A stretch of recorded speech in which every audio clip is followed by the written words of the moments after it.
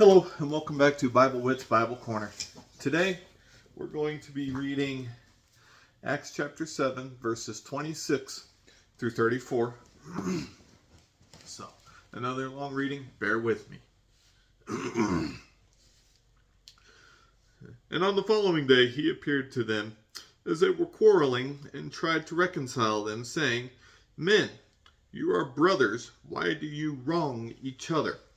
But the man who was wronging his neighbor thrust him aside, saying, "Who made you ruler and a judge over us? Do you want to kill me as you killed the Egyptian yesterday?" At this retort, Moses fled and became an exile in the land of Midian, where he became the father of 2 sons. Now, when 40 years had passed, an angel appeared to him in the wilderness of Mount Sinai in a flame of fire in a bush. When Moses saw it, he was amazed at the sight, and as he drew near to look, there came a voice of the Lord, "I am the God of your fathers, the God of Abraham and of Isaac and of Jacob." And Moses trembled and did not dare to look. Then the Lord said to him, "Take off the sandals from your feet, for the place where you are standing is holy ground. I have surely seen the affliction of my people who are in Egypt, and have heard their groaning, and I have come down to deliver them. And now come, I will send you to Egypt." New Century Version. The next day, when Moses saw 2 men of Israel fighting, he tried to make peace between them. He said, "Men, you are brothers. Why are you hurting each other?" The man who was hurting the other pushed Moses away and said, "Who are you, our ruler and judge? Are you going to kill me as you killed the Egyptian yesterday?" When Moses heard him say this, he left Egypt and went to live in the land of Midian, where he was a stranger. While Moses lived in Midian, he had 2 sons. 40 years later, an angel appeared to Moses in the flames of a burning bush as he was in the desert near Mount Sinai. When Moses saw this, he was amazed and went near to look closer. Moses heard the Lord's voice, "I am the God of your ancestors, the God of Abraham, Isaac, and Jacob." Moses began to shake with fear and was afraid to look. The Lord said to him, "Take off your sandals, because you are standing on holy ground. I have seen the troubles my people have suffered in Egypt. I have heard their cries and have come down to save them. Now, Moses, I am sending you back to Egypt." Okay.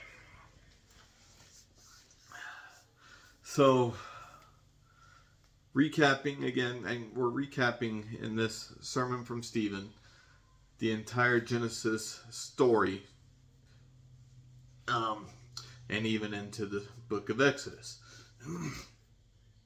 So, what I find fascinating about this is we can find similarities to what happened back then to what's happening today. There were similarities between the time of Stephen and the time of Abraham, Isaac, Moses, and all of that. These similarities are people turn away from God. They think that God's not important. They think that God just doesn't care, this, that, and the other. However, you have people like Abraham, Isaac, Jacob, Moses, Joseph, Stephen, Paul, Peter, who know that God cares, and they live their lives showing how much God cares. So not just by the words they preach, but by their actions. So, with this one, um, I've always kind of found it funny that Moses knew what he did with the Egyptian was wrong, yet nothing happened to him when he did it. I don't know if it's because word didn't get back to Pharaoh or what, but nothing happened. However, when he confronted Israelites, it seemed apparent that if word hadn't gotten back to Pharaoh before, it was getting ready to get back to Pharaoh at that point. So Moses feared for his life and fled.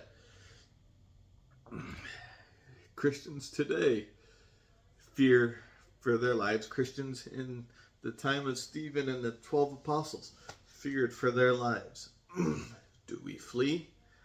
I honestly cannot answer that question. That is up to each individual to answer that question, whether we flee whenever we fear for our lives.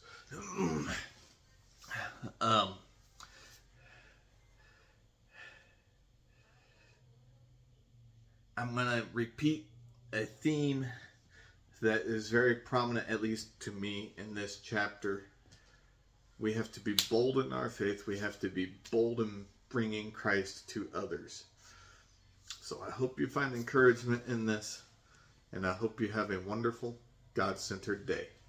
Bye.